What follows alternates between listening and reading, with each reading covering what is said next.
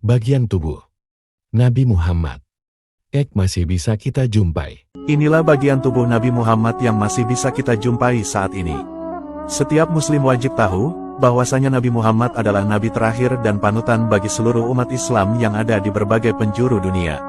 Nabi Muhammad merupakan seorang manusia pilihan dan segala hal yang beliau lakukan menjadi tuntutan dan contoh bagi pemeluk agama Islam. Dahulu, Nabi Muhammad lahir pada abad ke-570 Masehi, dan beliau wafat pada tanggal 8 Juni tahun 632 Masehi. Sampai saat ini, wajah Nabi Muhammad tidak pernah terabadikan dalam lukisan atau sketsa apapun. Sehingga, sampai saat ini tidak ada yang tahu bagaimana wajah dari sosok Nabi Muhammad Shallallahu Alaihi Wasallam. Hal ini disebabkan karena adanya larangan untuk menggambar wajah Nabi Muhammad atau mencoba membuat ilustrasinya. Hal ini tentu berbeda dengan agama lain, di mana tokoh-tokoh dalam agama mereka banyak yang digambar dan dibuat ilustrasi dalam bentuk patung. Karena itulah, umat Islam tentu ingin sekali bertemu dengan Nabi Muhammad kelak di surga. Semoga kita semua menjadi umat beliau yang kelak bisa berkumpul dan bertemu dengan Nabi Muhammad di surga nanti. Amin. Meskipun wajah Nabi Muhammad tidak tergambarkan, namun beberapa bagian tubuh beliau ternyata masih bisa kita jumpai sampai saat ini. Hal ini tentu bisa mengobati rasa rindu kita kepada Nabi Muhammad. Ternyata, ada beberapa bagian tubuh Nabi Muhammad yang masih bisa kita lihat secara nyata di muka bumi ini. Bagian tubuh Nabi Muhammad yang pertama, yaitu helai rambut Nabi.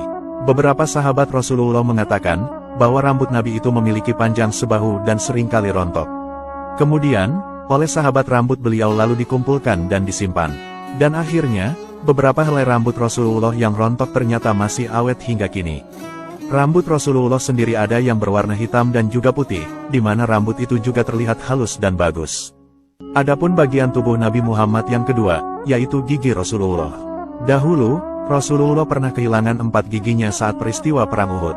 Dalam perang ini, Rasulullah kalah karena kurang bala pasukan dan banyak yang tertawan. Setelah perang usai, sayangnya hanya 2 gigi beliau yang ditemukan. Gigi ini kemudian dibersihkan dan disimpan. Gigi beliau masih awet hingga hari ini dan disimpan di Museum Topkapi Turki. Kebesaran Allah pada bagian-bagian tubuh Rasulullah membuat umat Islam semakin yakin akan kuasanya. Allah telah memberi Rasulullah kesempurnaan sebagai seorang manusia dan kebijaksanaan serta kemampuan untuk memimpin umatnya. Bila suatu saat Anda berjalan-jalan ke negara Turki, maka Anda bisa mengunjungi Museum Topkapi di kota Istanbul. Adapun tapak bagian tubuh Nabi Muhammad yang ketiga, yaitu cetakan telapak kaki. Dahulu, Rasulullah terkadang tidak menggunakan alas kaki ketika berjalan. Karena itulah telapak kaki beliau tercetak di beberapa tempat.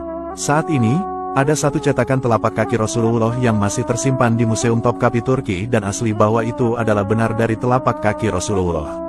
Adapun bagian tubuh Nabi Muhammad yang keempat, yaitu janggut Rasulullah.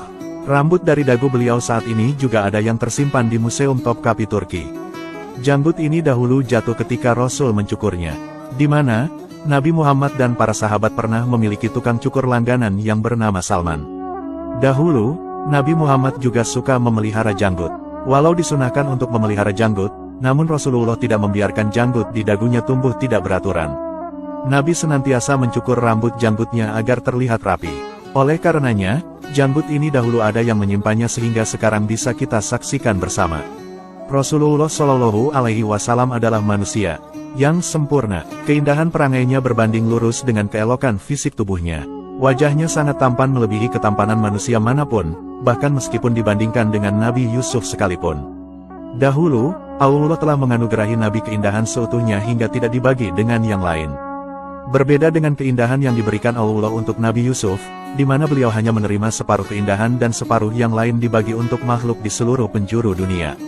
Dahulu, Nabi Muhammad memiliki perawakan yang sedang, tidak terlalu pendek, tidak pula terlampau tinggi. Selain itu, rambut ikal beliau bergelombang namun tidak keriting bergulung dan tidak pula lurus kaku.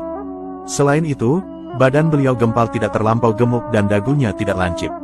Nabi juga memiliki wajah tampan dengan bentuk yang agak bundar, dan merupakan seorang manusia yang paling tampan di antara manusia sejagat raya ini. Kemudian, Nabi Muhammad juga memiliki kulit putih yang kemerah-merahan. Matanya hitam pekat, kedua bulu matanya memanjang tidak saling menempel sehingga tampak indah sempurna. Selain itu, beliau lebih sering memandang ke arah bawah daripada ke atas, di mana hal ini menggambarkan sosok manusia yang sangat tawadu dan khusyuk. Nabi juga memiliki kepala dan jidat yang lebar, memiliki hidung yang mancung, memiliki mulut yang lebar dan wangi, dan memiliki gigi seri yang renggang, sehingga saat berbicara, tampak ada cahaya yang memancar keluar di antara kedua gigi serinya. Selain itu, Nabi juga memiliki pipi yang lebar dan tidak tampak menjulur tulangnya. Lehernya bak lukisan yang elok nan indah serta bersih jernih layaknya warna perak. Nabi juga memiliki bahu yang bidang, serta memiliki bulu yang lebat memanjang dari dada sampai ke pusat. Kemudian, Nabi juga memiliki tapak tangan dan kaki yang tebal dan halus. Laju langkahnya cepat dan tegap. Saat menoleh, seluruh badannya ikut menoleh sehingga menunjukkan pribadi yang menghargai siapapun.